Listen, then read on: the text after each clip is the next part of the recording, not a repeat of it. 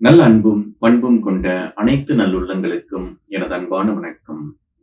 இன்னைக்கு நாம இந்த வீடியோல எதை பத்தி பார்க்க போறோம்னா, இந்த 2024ஆம் ஆண்டு எந்தெந்த ராசிக்காரங்களுக்கு திருமணம் நடக்கும் அப்படிங்கிறத நாம இப்ப பார்க்கலாம். பொதுவாகவே திருமணம் அப்படின்னு நாம எடுத்துக்கிட்டோம்னாலே குருபலம் வந்தாதான் திருமணமானது கைகூடும்.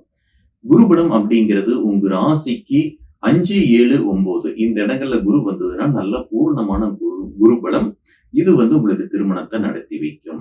அதுக்கப்புறம் பாத்தீங்கன்னா 2ஆம் இடம், 3ஆம் இடம், 11ஆம் இடத்துல குரு வரும்போதும் ஒரு 50% குருபலமாக நம்ம இதை எடுத்துக்கலாம். அவங்களுக்கும் திருமணம் நடக்கும்.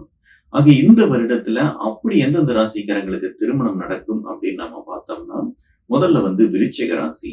விருச்சிக ராசிக்கு இந்த குரு பயிற்சி, அதாவது ஏப்ரல் மாதத்துக்கு அப்புறம் குரு பயிற்சி ஆனதுக்கு அப்புறம் எந்தெந்த ராசிக்காரங்களுக்கு திருமணம் நடக்குங்கிறத தான் நான் இப்ப சொல்ல போறேன். விருச்சிக ராசிக்காரங்களுக்கு 7ஆம் வீட்டுல குரு பகவான் வரதுனால இந்த 2024ஆம் ஆண்டு ஏப்ரல் மாதத்துக்கு அப்புறம் திருமண வயதில் இருக்கிறவங்க எல்லாத்துக்குமே திருமணங்கள் நடக்கக்கூடிய ஒரு நல்ல காலகட்டமாக கண்டிப்பாக இருக்கும். 7ல குரு வரது ரொம்பவுமே பூர்ண குருபலம். ராசியை குரு பார்க்குது. இந்த டைம்ல நீங்க கல்யாணம் பண்ணீங்க அப்படின்னா நீங்க நினைச்ச மாதிரியான துணை கிடைக்கும். உங்களுடைய திருமண வாழ்க்கையும் ரொம்பவுமே சிறப்பாக இருக்கும். அடுத்தது மகர ராசிக்காரங்களுக்கு திருமணம் நடக்கும். ஏன்னா உங்க ராசிக்கு 5ஆம் வீட்டுல குரு பகவான் வராரு. 5ல நிக்கிறதும் நல்ல ஒரு பூரணமான குருபலம் தான். திருமணம் ஆன உடனேயே அடுத்த வருடமே உங்க கையில குழந்தையும் இருக்கும். அப்படி ஒரு நல்ல ஒரு அமைப்பு 5ல் இருக்கிற குரு பகவான் கண்டிப்பாக தருவாரு. மகர ராசிக்காரங்களுக்கு இந்த 7 சனி முடிகிற காலகட்டங்கள்ல திருமணங்கள் தாராளமாக பண்ணலாம். இந்த வருடம் திருமண வயதில் இருக்கிறவங்க இந்த வருடத்தை நீங்க மிஸ் பண்ணவே வேண்டாம். கண்டிப்பா திருமணத்தை பண்ணுங்க. மகர ராசிக்காரங்களுக்கு ரொம்ப ரொம்ப நல்லா இருக்கும். அடுத்தது கன்னி ராசிக்காரங்க. கன்னி ராசிக்காரங்களுக்கு 9ஆம் வீட்டுல குரு நிக்கிறது ரொம்பவுமே சிறப்பு.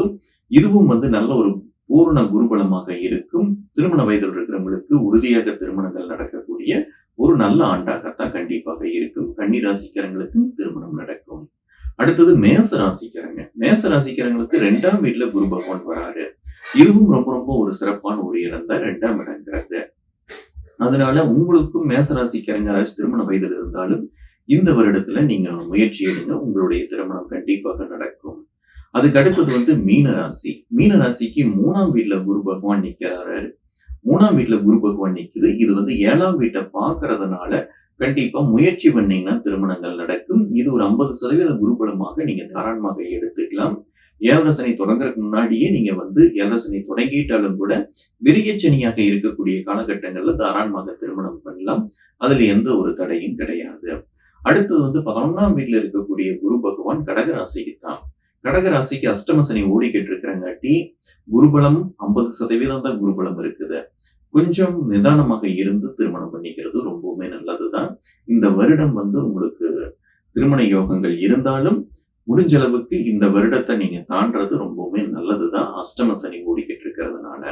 ஆக நான் சொன்ன இந்த மேச ராசி, கன்னி ராசி, விருச்சிக ராசி, மகர ராசி, மீன ராசி இந்த 5 ராசிக்காரங்களுக்கும் இந்த ஆண்டு நல்ல குருபலம் இருக்கிறதுனால திருமணங்கள் உறுதியாக கைகூடும்.